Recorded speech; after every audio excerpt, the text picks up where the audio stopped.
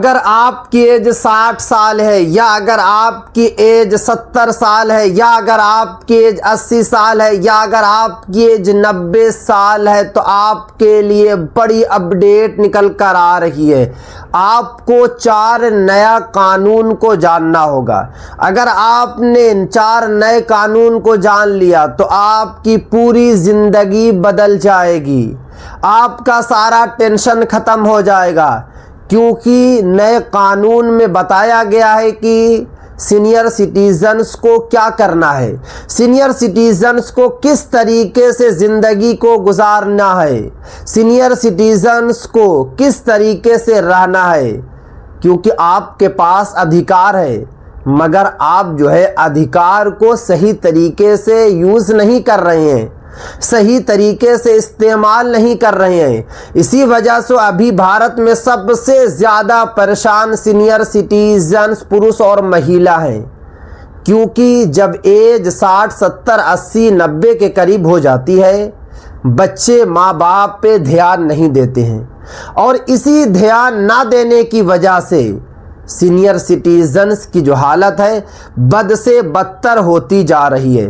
तो चलिए मैं आपको 4 नए कानून के बारे में बताता हूं, आपके अधिकार के बारे में बताता हूं। सीनियर सिटीजन्स के 4 बड़े कानूनी अधिकार बुजुर्ग माता पिता को जानना चाहिए। ये बातें यानी कि आप लोगों को 4 नए कानून को सही तरीके से समझना होगा, सही तरीके से आपको जानना होगा। पहला अधिकार, परेशान करने वाली संतान के खिलाफ कार्रवाई। अगर आपको संतान परेशान कर रहे हैं तो आप जो है कि कार्रवाई कर सकते हैं। किस तरीके से आप कार्रवाई करेंगे? अगर कोई बेटा या बेटी अपने बुजुर्ग माता पिता को लगातार परेशान करता है, मारपीट करता है, गाली गलौज करता है या मानसिक रूप से प्रताड़ित करता है तो बुजुर्ग माता पिता कानून की मदद ले सकते हैं। भारत में अभी एक ट्रेंड बन गया है कि जब माँ बाप की एज 60 प्लस हो जाती है, जब माँ बाप बूढ़े हो जाते हैं तो बच्चे जो है माँ बाप को परेशान करना शुरू कर देते हैं। बच्चे इतना ज़्यादा गिर गए हैं कि माँ बाप को मारते हैं, माँ बाप को पीटते हैं, माँ बाप को घर से निकाल देते हैं। बहुत सारे हमारे सीनियर सिटीजन्स मैसेज करेंगे कि हमारे यहाँ तो ऐसा नहीं हो रहा है। देखिए, अगर आपके बच्चे पढ़े लिखे हैं, एजुकेटेड हैं, तो वो ऐसा काम नहीं करेंगे।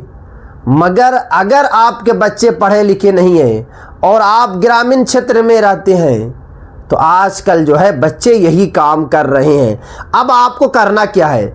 Maintenance and welfare of parents and senior citizens act 2007 के तहत वरिष्ठ नागरिकों की सुरक्षा और कल्याण के लिए व्यवस्था की गई है। देखिए, आपके लिए एक कानून बनाया गया है, आपके लिए एक एक्ट बनाया गया है, 2007 एक्ट बनाया गया है। इस एक्ट में साफ साफ लिखा हुआ है कि आप जो है थाना जाइए, आप जो है कोर्ट जाइए और आपको शिकायत जो है दर्ज कर देना है।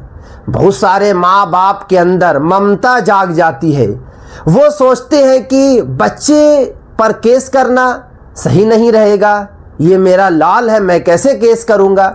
यही तो आप लोग गलत कर रहे हैं। आपके बच्चे को पुलिस लेकर नहीं जाएगी, आपके बच्चे को पुलिस जो है टैट करेगी। जब पुलिस को समझाएगी आपके बच्चे को तो फिर आपके बच्चे जो है आप पे ध्यान देंगे, आपकी देखभाल करेंगे। इसीलिए आपको थाना जाकर जो है केस ज़रूर दर्ज करना है, आपको कोर्ट जाकर जो है कंप्लेन ज़रूर दर्ज करना। अब इसके बाद आगे देखिए, एक एक करके मैं आपको इस वीडियो में बता रहा हूँ।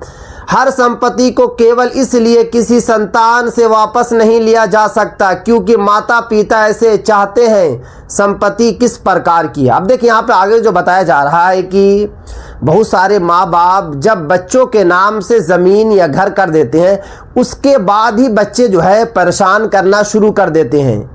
जब तक माँ बाप के नाम से ज़मीन घर रहेगा, बच्चे बहुत ज़्यादा देखभाल करेंगे।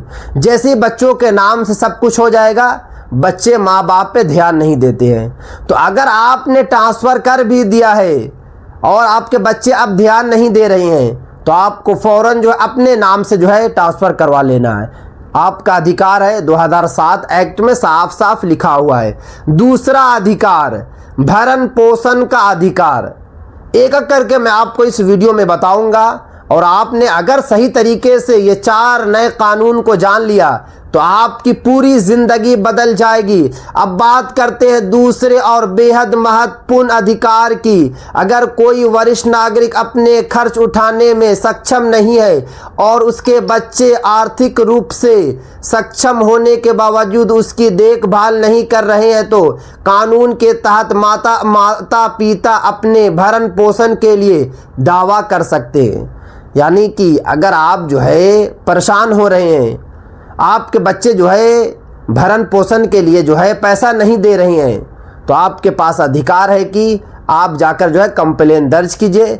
फिर फ़ौरन जो है बच्चे आप पे ध्यान देना शुरू कर देंगे। अगर बच्चे सक्षम नहीं हैं, आपके बच्चे कमा ही नहीं रहे हैं, तब भी आपको कंप्लेन दर्ज करना है। सरकार जो है पूरा करेगी, सरकार आपकी देखभाल करेगी। इसीलिए यहाँ पे साफ साफ लिखा हुआ है कि अगर आपके बच्चे ही सक्षम नहीं है तो सरकार करेगी, आपको कंप्लेन दर्ज ज़रूर करना होगा। अब देखिए तीसरा अधिकार, शिकायत और सुरक्षा का अधिकार। अगर किसी बुजुर्ग के साथ मारपीट की जा रही है, धमकी दी जा रही है, गाली गलौज की जा रही है या उन्हें लगातार मानसिक रूप से प्रताड़ित किया जा रहा है तो उन्हें चुप रहने की ज़रूरत नहीं है। साफ साफ देखिए नोटिफिकेशन में बता दिया गया है कि आपको चुप रहने की ज़रूरत नहीं है, आपको बैठने की ज़रूरत नहीं है। वे पुलिस या संबंधित सक्षम प्राधिकारी के पास शिकायत दर्ज कर सकते हैं। आप जो है कि पुलिस के यहाँ भी जो है शिकायत दर्ज कर सकते हैं या फिर जो सीनियर सिटीजन्स जो ये क्या बोलते हैं ब्लॉग वगैरह जहाँ पे अलग तरीके से बनाया जाता है वहाँ पर जाकर भी आप जो है शिकायत दर्ज कर सकते हैं। अगर मामला किसी आपराधिक कानून के अंतर्गत आता है तो परिस्थितियों के अनुसार पुलिस द्वारा कार्रवाई भी की जाएगी। यानी कि अगर ज़्यादा आपको परेशान कर रहे हैं तो पुलिस भी जो है कार्रवाई करेगी। इसका सबसे महत्वपूर्ण उद्देश्य यही है कि वरिष्ठ नागरिक डर के माहौल में नहीं बल्कि सम्मान और सुरक्षा के साथ अपना जीवन जी सकें। सरकार इसलिए ये कानून बनाया है ताकि सीनियर सिटीजन्स जो है सही तरीके से अपनी ज़िंदगी गुजारें, सक्षम तरीके से अपनी ज़िंदगी गुजारें। ये नहीं कि बच्चे से डर के ज़िंदगी गुजारें। आपको जो है बच्चे से डर के ज़िंदगी बिल्कुल नहीं गुजारना है। चौथा अधिकार, कुछ परिस्थितियों में संपत्ति का हस्तांतरण रद्द कराने की व्यवस्था।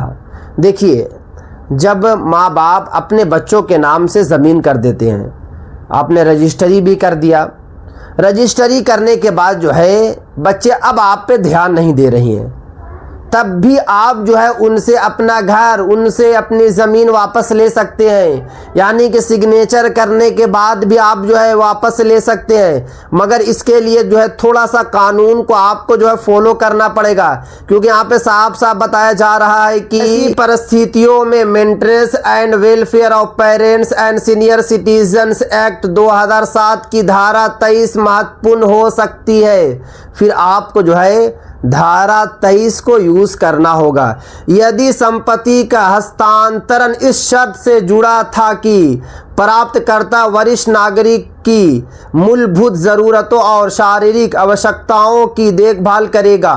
यानी कि जब आपने ज़मीन बच्चों के नाम से किया था और उस वक्त आपने लिख दिया था कि मैं तो ज़मीन जो है दे रहा हूँ मगर आपको मेरी देखभाल करना है, और फिर आपका बच्चा देखभाल नहीं कर रहा है तो फ़ौरन आप जो है अपनी ज़मीन वापस ले सकते हैं, अपने घर को आप जो है वापस ले सकते हैं। क्योंकि 2007 धारा की 23 में ये साफ साफ लिखा हुआ है।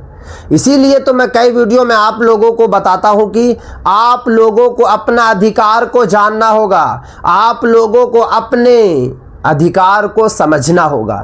क्योंकि जब आपके पास अधिकार ही नहीं रहेगा तब कैसे आप लड़ेंगे, कैसे आप बच्चों से लड़ पाएंगे, कैसे आप बच्चों से आंख मिलाकर बात कर पाएंगे?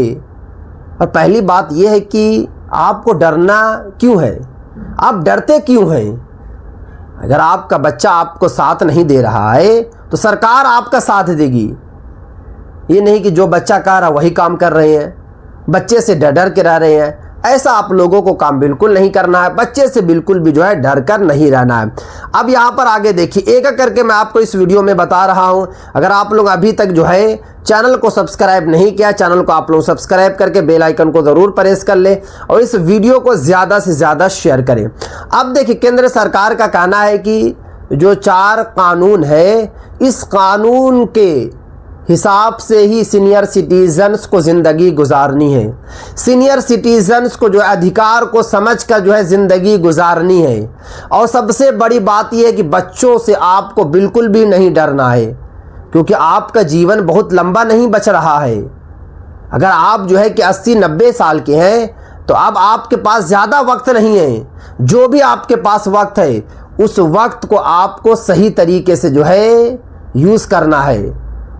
हंसी खुशी से आपको वक्त को गुजारना है, ये नहीं कि डर डर के गुजार रहे हैं। तो ऐसा आप लोगों को काम बिल्कुल नहीं करना है। तो एक मर्तबा कमेंट्स करके ये ज़रूर बताएं कि आप लोग जो है वीडियो कहाँ से देख रहे हैं और ये 4 नए कानून के बारे में आपको पहले से जानकारी थी या फिर नहीं थी। एक बार जो है आप लोग कमेंट्स करके ज़रूर बताएं।